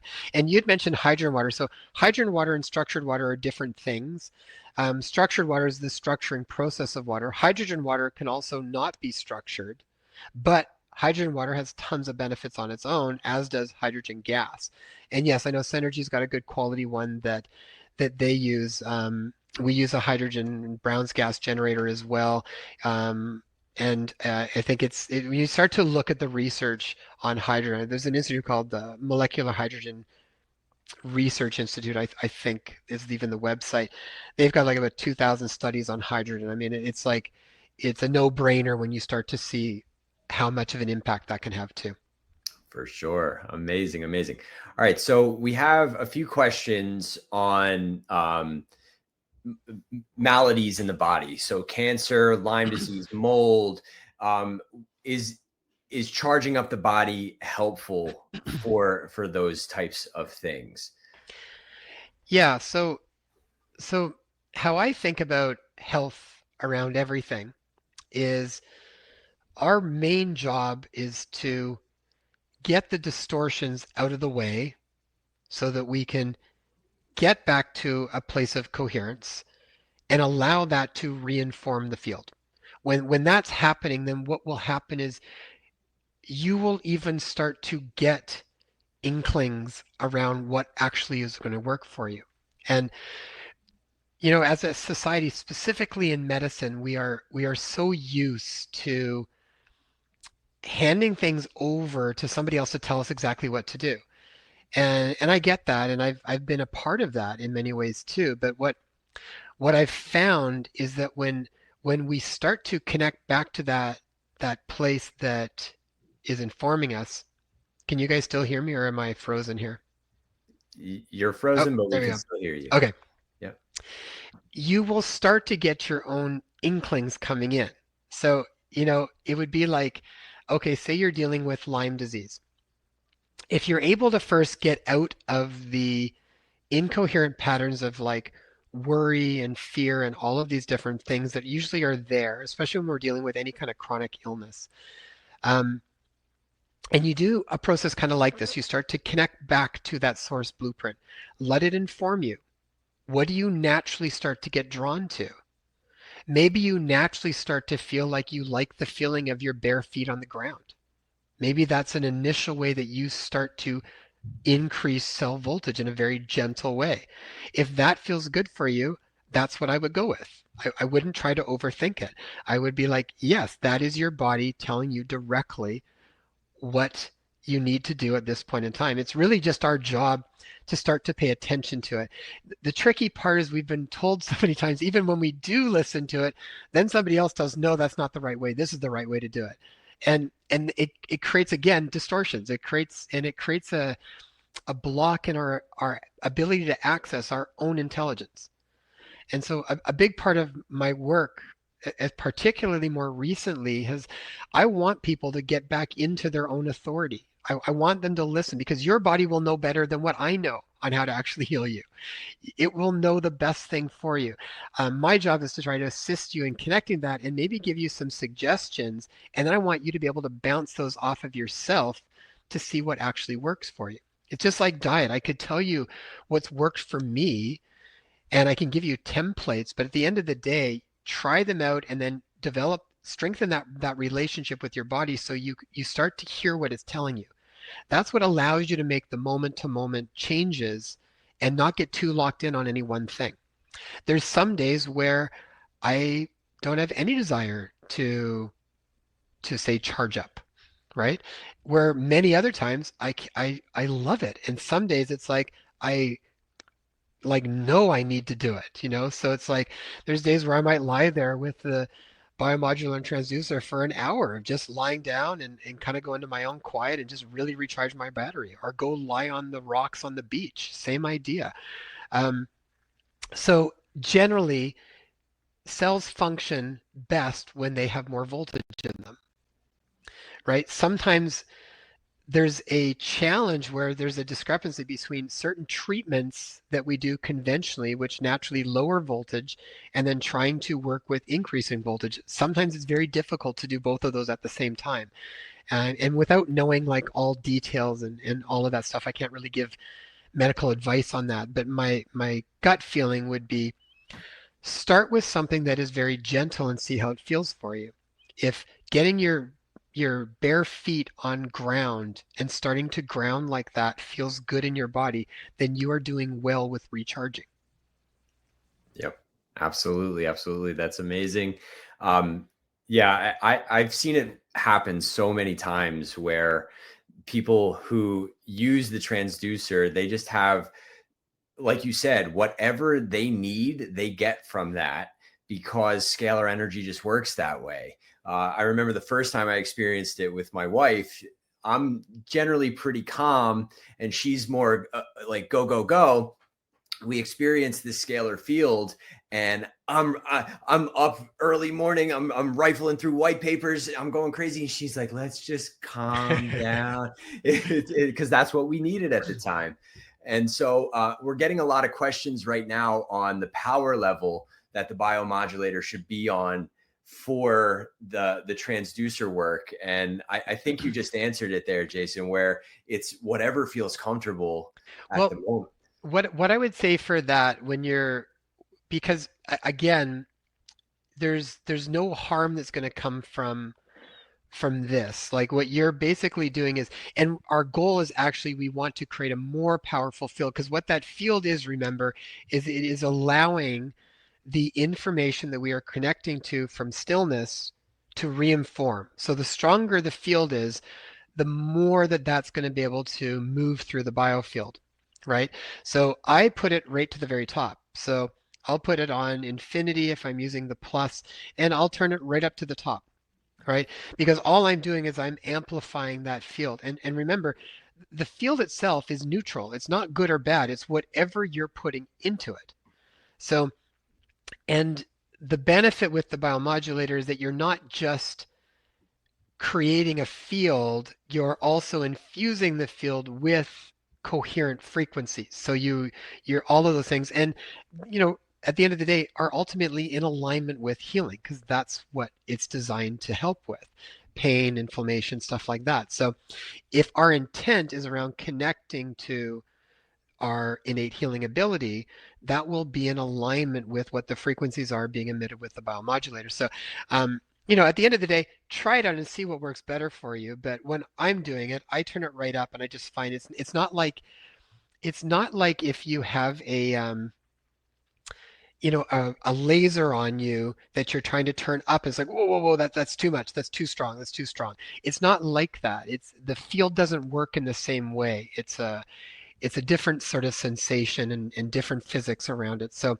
you don't have to worry about it in quite that same way. What we really are trying to do is amplify it. And you're going to amplify that also through your stillness, through your intention, and through the group collectivity. Yep, amazing, amazing. And to give you a little bit of anecdotal evidence, I see people asking about if the transducer alone is enough to generate a strong scalar field. I once had a uh, a little gathering in a scalar energy room, so to speak, where they were actively generating scalar energy, and I was using the transducer on the participants. And even though we were in a scalar room, every single person that I used it on still felt the effects from the transducer wherever I was pointing it at them. So that is how powerful this little device can be. And so I highly recommend, if you have not experienced it, please reach out to our advisors, experience it for yourself. we have a question here about dark energy and incoherence versus light energy, and how to not absorb the dark energy while working on patients who may have something like that. Yeah, I always think, I mean, because I work on patients as well, and I feel like earlier on in my days, I did absorb a lot of their stuff. I mean, I don't even call it dark energy necessarily, but I know exactly what you're talking about. But people come in and they're in pain, or they're in a lot of emotional pain, and that stuff, the thought forms, emotional forms, all of those go into the scalar field, right? It's this mismatch of all sorts of stuff. So things that I do personally is my space is all biogeometried out. I've done all of that, which helps me create kind of like a living space that brings more of this BG3 energy into the area, that brings in this the same kind of energy you would see on power spots on the planet. So I'm infusing it with coherence, right? And we ultimately will entrain. So here's, I guess, a couple things. So number one would be I would create your space so that it's very coherent. And you can do that in different ways that work with you. Feng Shui even creates coherence, right? That's why spaces feel naturally inviting, right? Certain areas we like, certain areas we don't really like. Those are our body, feeling into those things. So do what you can to optimize your space, and there's different things that can be done, and maybe we'll do a lecture at some point and talk about some of those different things, and how we can work with that stuff too, because it is important. But the other part would be um, we will entrain to whatever is in our field. So if, say, we are getting entrained to a sadness that maybe is in the patient, or a resentment even, we're only going to entrain to that if it's somewhere in our field. So, and chances are we've all got little pieces of all of that stuff in our field. So part of it is like the more that we do this kind of stuff and keep clearing our own field, there's less incoherence to entrain to incoherence externally. Does that make sense? And then the other part would be become a strong um, manifester of coherence. Do that stuff yourself, because then what you'll find is that you will more likely, they will entrain to you rather than you entraining to them. And that's actually probably the most powerful thing you can do when you're working with people. It actually goes beyond a lot of the other stuff we do. You've created a coherent field within yourself that now they've entrained to, and now that's going to start to ripple through them. That's going to open up the different insights and doors for healing that's going to be individual for that person. That would be the most powerful thing you can do. And then ground and recharge after. Generally in this world, it's a constant state of kind of, we drain out a little bit, we fill back up. It's hard not to do that when you're having real life experiences with people, but clear your polarities. All the stuff that the biomodulator and transducer have used for since it was created, all of that stuff is still, you still use it for all those things, for clearing your polarities, for charging your circuits, all of that stuff. I'm just sort of extrapolating on a whole nother avenue on how we can use it to really tap into individual wellness. So charge your battery after. If you don't have a transducer or biomodulator, like, get into nature, walk around trees, walk with your bare feet on the ground, stuff like that. We have to do that stuff. We still are bombarded by a lot of things in our environment that are trying to chip away at our coherence. So be a strong conduit of it yourself. Do the different things we've talked about, and then keep recharging yourself. Surround yourself by more coherence when you're not in that environment too. That comes up when you do this process. You'll be amazed when you start to do this. You will get insights where you're like, I just don't feel like doing that anymore. Or even with environments and with people, it's like you lose your palate for certain things because you're no longer in resonance with it. And it's not a judgment, it's just, it's no longer, you're just not in sync with certain things. And then you can't help but make different changes in your life that are going to be in more coherence for you. Yeah, absolutely. I was talking to a Reiki master one time, and somebody asked her, like, "How do you not entrain to the clients?" And she's like, "Well, my energy's solid, Yeah. so they're mirroring me. It's not the other way around." And that is something that we talk about all the time. It's synergy. It's the care for the caregiver. If you're watching this and you're thinking that this would be a great tool to use in your practice, your clinic, whatever, why not use it on you first? And then you're solid, and then you're entraining them to your energy, and your work becomes that much easier when you use it on them, right?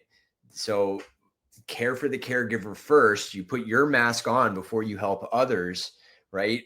We're told that on the plane all the time, and it makes sense uh, in a clinical setting as well. You want to take care of yourself first.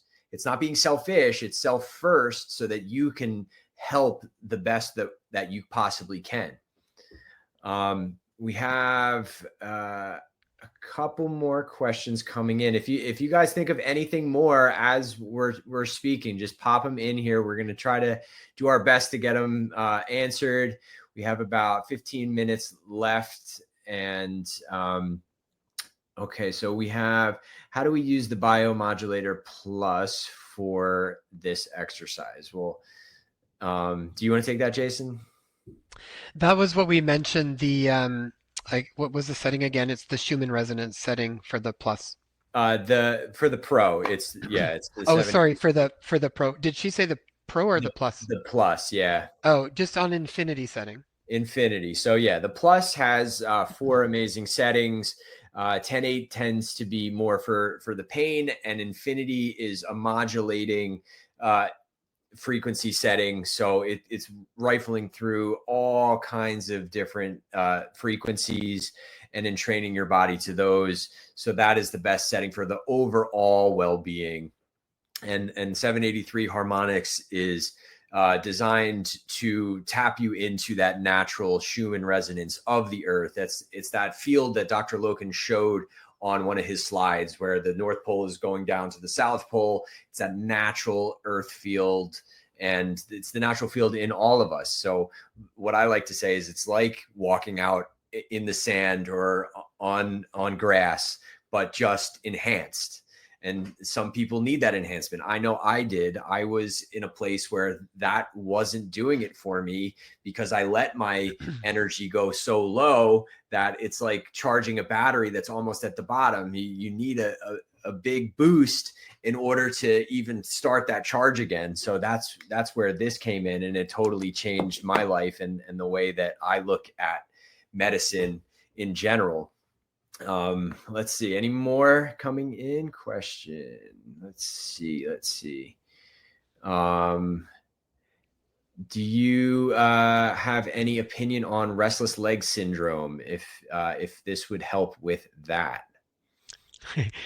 Um, I mean, restless leg syndrome can be related to lots of different things, but again, for the context of this, I generally think across the board again, any any health condition people are working with,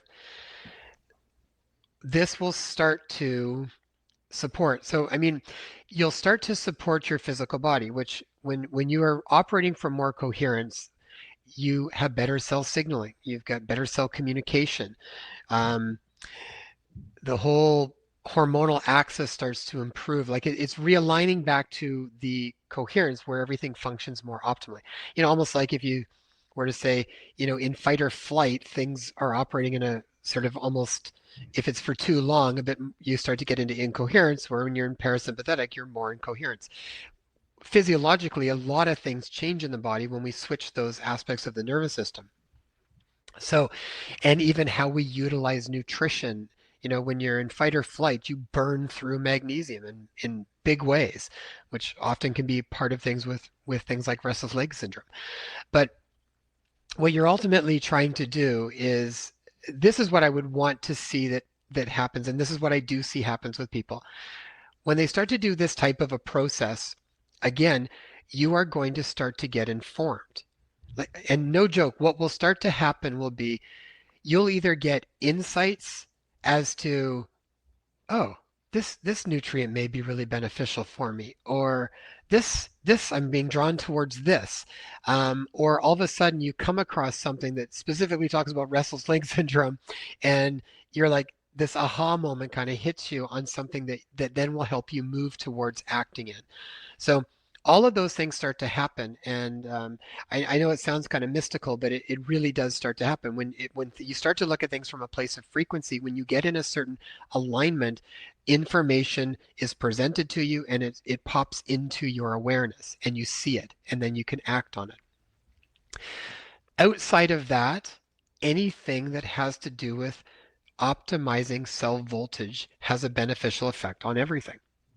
So we function better when, I mean, we know cells need to function at that kind of minus 25 millivolts, basically. It's like we need to be around that zone for things to function properly. Most people, through an array of different things that create incoherence in our world and in our bodies, function lower than that. So all the things that we can do, including recharging with BioModulator and whatnot, often are going to help with that. And that would be one of the pieces to it.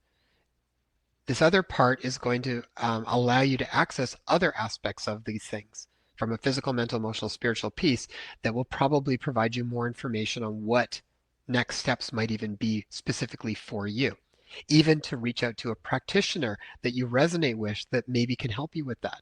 Like those types of things are all part of this just magical way that our bodies interact with us and inform us how to do the next step and the next step and the next step. Yep, absolutely. I love all the questions coming in. This is amazing. If we don't get to them, we do have people standing by on chat, on phones, and you can always email us as well on the Synergy website. There's a question about using it on pets. Yes, you can absolutely use it on pets. That's where the transducer really shines, because last time I checked, I was not putting electrodes on my cat. So the transducer is amazing. I've seen it happen over and over with horses, with dogs, with cats. They tend to gravitate towards this thing because they It's have that really innate cool. intelligence. Yeah. Yeah, I really like that too, Alex. Animals, it's actually when you do stuff with animals, it's fascinating because animals and kids, because there's less that gets in the way. You know, like I made the example when you've got pain and it goes away and then you just can't quite believe it, so you keep looking for it until you find it again. Animals don't do that, you know. And look at what an animal does when an animal is injured. And we've got chickens and cats and all sorts of things, but it's like when any of them gets injured, like I look at the chickens. If a chicken is not feeling well, if it gets injured, it goes quiet. It goes off to the corner somewhere. It nestles right into the earth and it literally sits there for the whole day, barely eats. You got to remember, even what we eat is more information that sometimes is going into our body. And sometimes you want to shut out all external information and get very dialed into one thing. That's what they do. They sit there, they ground, so they're recharging. They don't really interact with the other chickens, and they wait until they heal. And then when they're healed, they're back up, and then they go about their business again. So um, recharging that that body is incredibly important for that.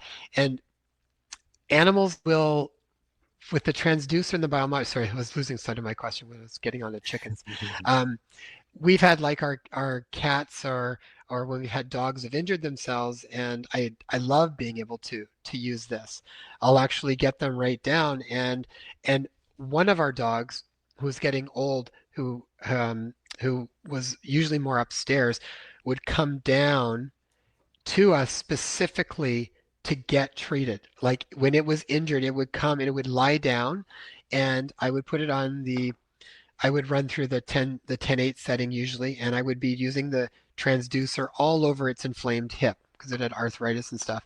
And it would it was like really magical at being able to incorporate tools like that with animals, because sometimes you just, you know, we don't know what else we can do, and a lot of times it's not something that even a vet, you know, like you get to a point where you don't want to give them medication all the time for things, and there's so many other ways that you can do things. And so having tools like this, I've found, I mean, we've used literally used them on all of our animals. So cats, dogs, chickens. They've all, and my kids will use it too with them. They'll actually get one of the animals and they're using it on them. So yeah, it's really neat to see how it works on animals and kids that don't have any barriers to getting in the way of healing. Awesome, awesome. I see a lot of questions about some more logistical pieces on how the biomodulator frequency settings work. So if I could just run through those quickly, I'll just do it from the plus because there's so many in the pro, and there's a whole list and what they're for when you would purchase that, and you can go through each one, like bioterminal points, chakra points, all kinds of different settings for that. But the basic settings in the plus, assess is it's a dual type of mode. It is a something that you can see what your initial voltage is via these lights here, but it also is a relaxing type of frequency. So it's more subtle, it's relaxing, it's designed to melt the stress away in those areas that you're using it. Tennant was designed specifically for pain. It's a stronger type of frequency, more stable, and you'll really notice that as you're painting it with, say, the Y electrode here. You have shoulder pain and you're brushing it over here. That's a great tool to have, a stable type of frequency, because you'll feel it all the way along and you'll see which area needs the most frequency, the most voltage generation there. The infinity, like we said, is more a modulation type of setting where it's going through several different frequencies up and down, and that is great for total body wellness. It's great for these types of things where you want to entrain to not just one frequency but many. And the frequency setting for that was specifically designed for total body wellness. And then the automatic mode is a combination of assess and infinity. It'll gauge what your voltage is, and then it will go into that infinity mode and run that therapy protocol, and then it'll test again every few minutes so that you're constantly getting exactly what you want, because these are bioadaptive settings. So it's not just going to give you the same thing every time. It's going to sense what your body needs and adapt to that in real time. That is one of the amazing things. And the way that it does that is unique as well, because it uses what's known as a biphasic sine wave, which is how your cells communicate in nature. So instead of a typical TENS unit, with the patches or whatever that buzzes you, that is designed more to block the pain. It's a square wave that can't be assimilated into your body. And so it's designed to just cut that pain signal off. This is designed to get in at the cellular level and re-energize the cells to heal from the inside out instead of blocking that pain signal. So that is why these work so well, and why we love using them. I use it every single day, and I can't imagine not having access to it. It really has been a game changer for me and so many other people that I know. Just to go back in here, yes, you can use the transducer to structure the water. You can structure distilled water as well. You Hunter, can. The only thing is yeah, you generally don't want to be drinking distilled water. yeah, yeah, So you that's could a great point. structure it, but because there's nothing, you use the distilled water is what you use when you're making hydrogen get water or something along those lines. But generally, I wouldn't recommend to drink distilled water just because, like I mentioned before, that would be kind of like what generally immature water would have naturally been like, which will leach. It has a strong pull. Water likes to pull stuff out, or it likes to give, depending on what it's got in it. So if it's got nothing in it, then I wouldn't be drinking that in large amounts, even if you did structure it. Yep. I would filter it through like a good quality filtration system that takes, most of the main stuff out, and then structure it. And that would be the way to go.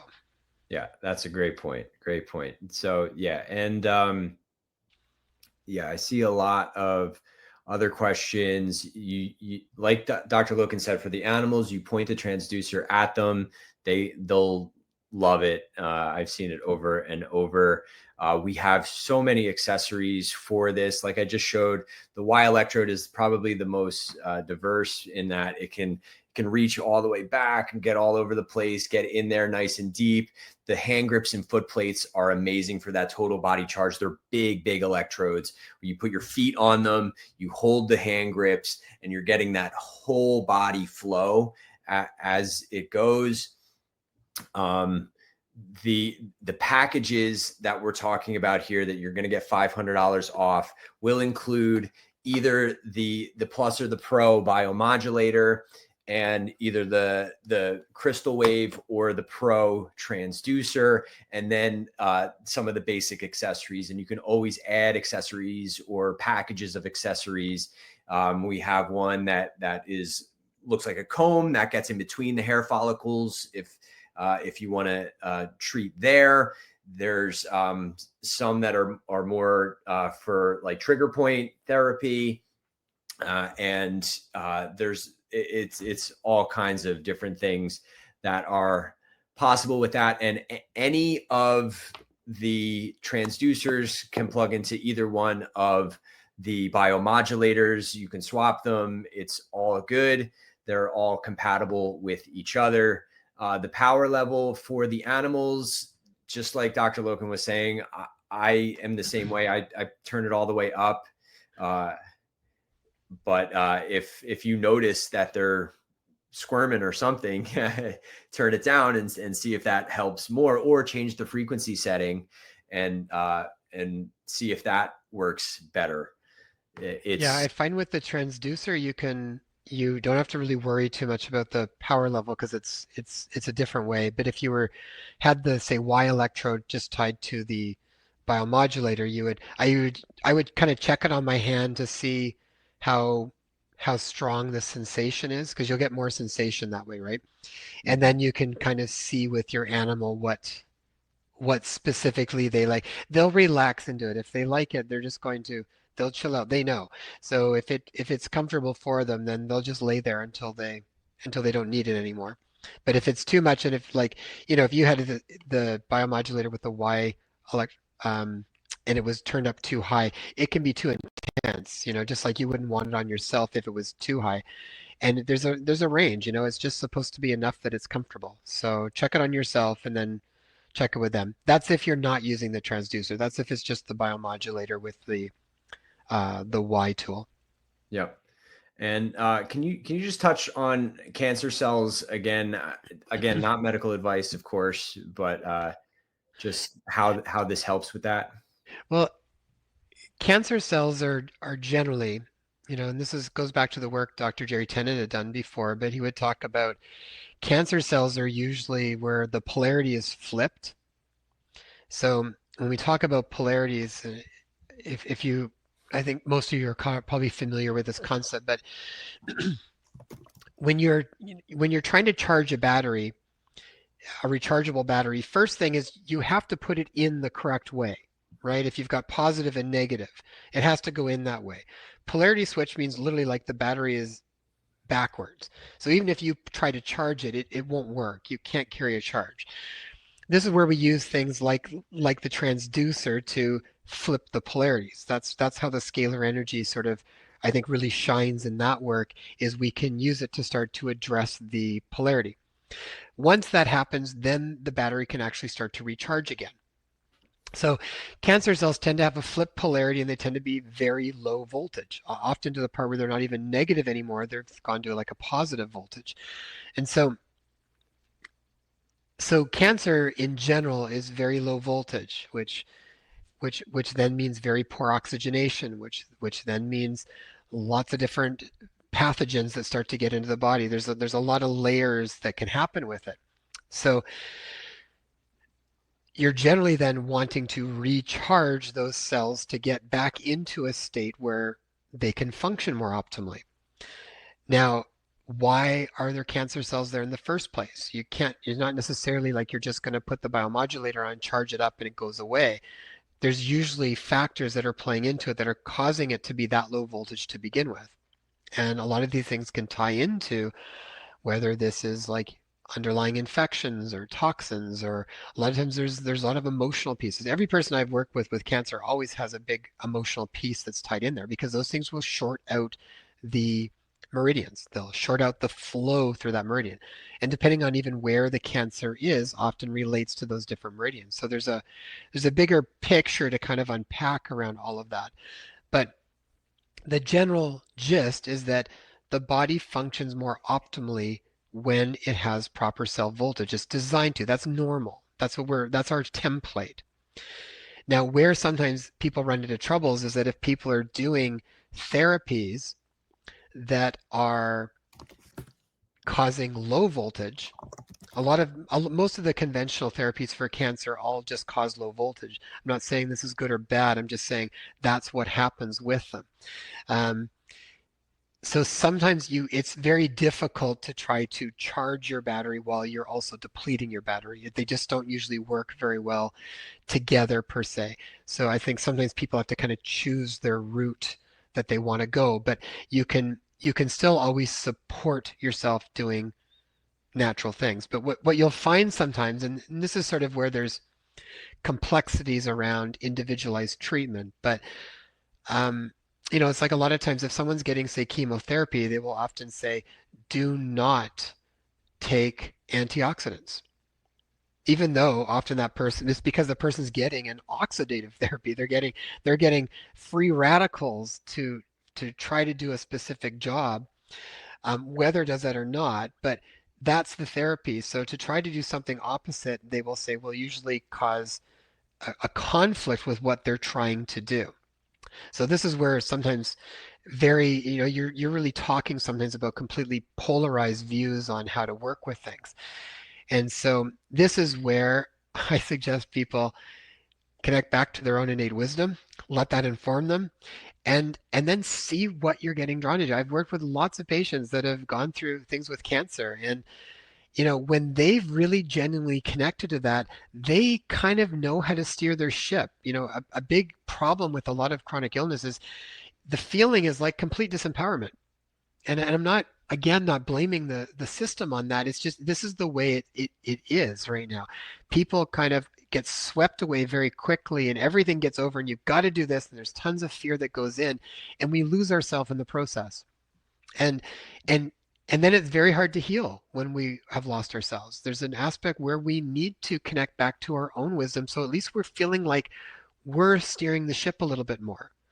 We're not afraid to ask for more information. We're not afraid to bring what we want to know more into the equation and even challenge our practitioners on things.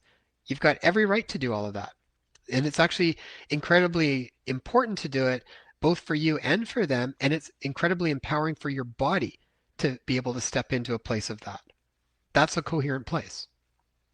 Absolutely. And I see some questions coming in about the transducer now, and that coherence.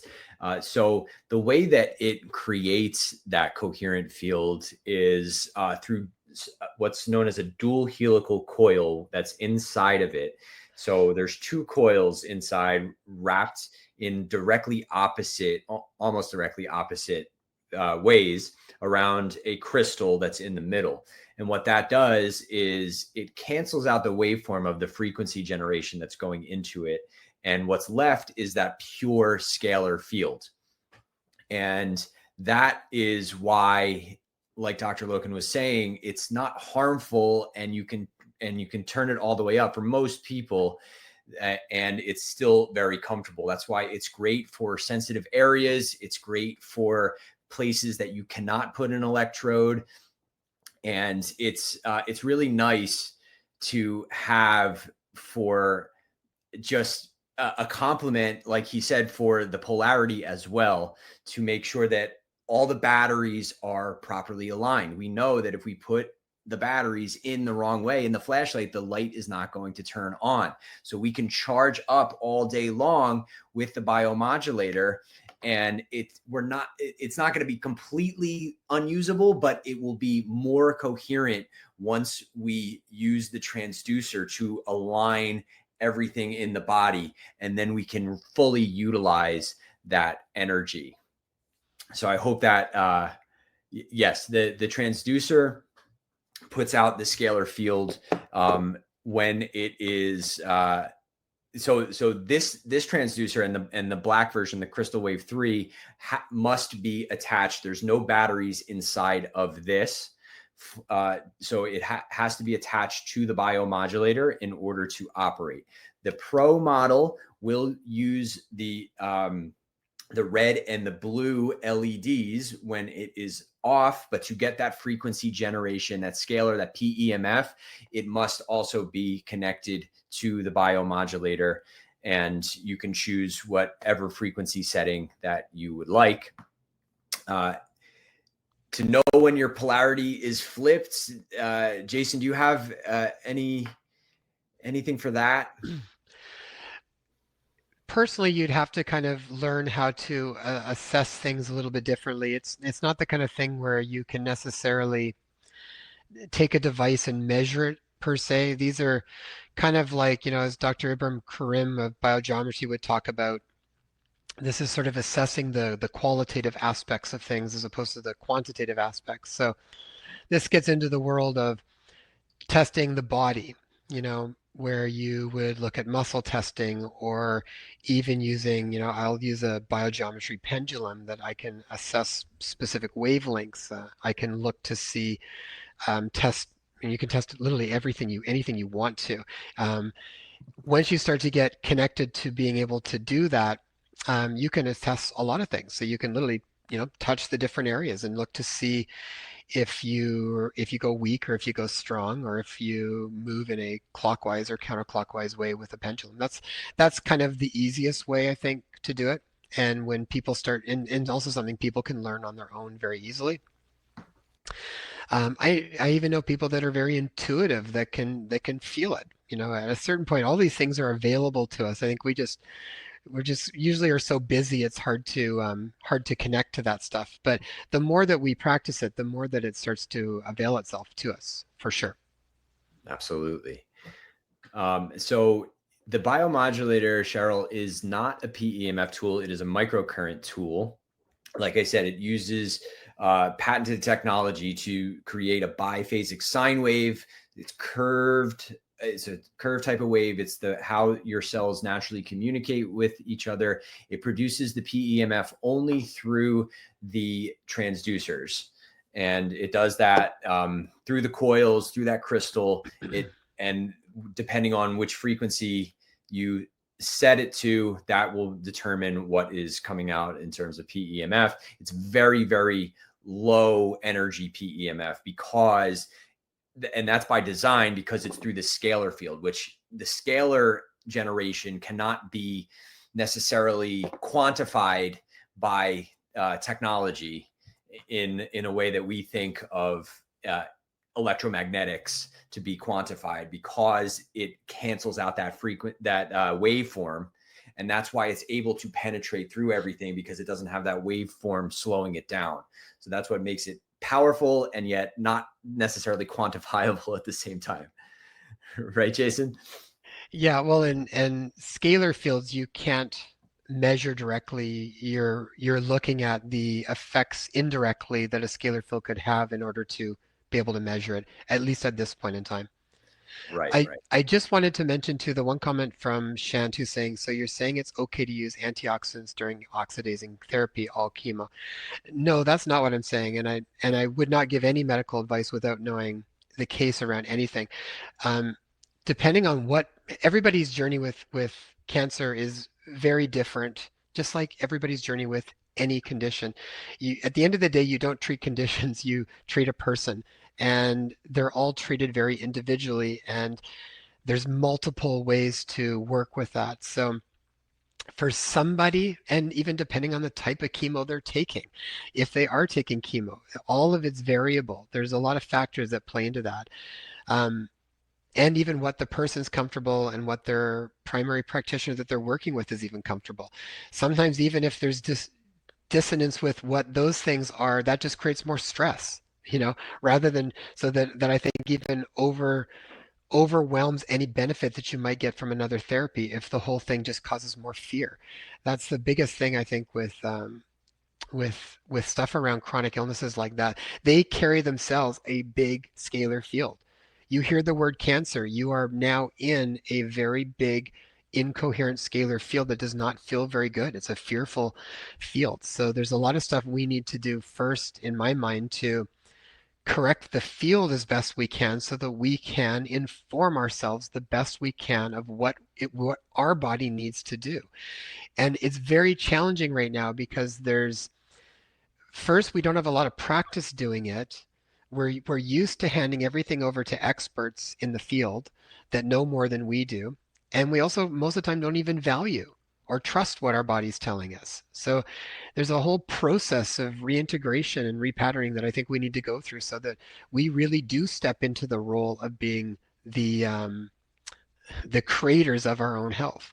There's a lot of layers to that, but I don't mean to put aside that question. It's not one I'd be able to answer anyways without a lot more details, but that's more for the scope of this lecture. That's kind of how I would address it. Absolutely. Yeah, for me it's kind of a different way of thinking. It's not you have this, so you're going to take this pill at this dose for that long, right? We are all about supporting total body health, and that means everybody responds differently to different things. So you might love one frequency where your spouse or your brother doesn't, and that you might have it at a certain power level, and somebody else may be completely different. So and even day to day you might be different. So it's not just this Yeah. is you have X, you do Y. It's more of a finding out what works for you and fine tuning it to support your entire body. And then if you do need that additional help from the expert, you get it. And so it's complementary. It doesn't have to be one or the other. And I just for myself, I try to do as much as I can to support me, and so that I can support others. Make sense, Jason? Would you Yeah. echo that as well? Yeah. Awesome. Awesome. So I think we're going to bring it to a close now. Thank you so much again, Dr. Loken. We have all benefited so much from this talk. I know I have. This is the first time I've gone through that experience. It was profound for me. I've done a lot of closed eye processes before, but I felt so coherent. I felt that in and out of my heart and my lungs as I was doing it. I tapped into this amazing community, and it was really, really profound for me. So thank you so much for that. Do you have any parting words for us? Or Thank you so much for everybody taking the time to participate in this and to be open to experiencing something maybe a little bit new and outside of what everybody's kind of familiar with. But um, I think stick with it.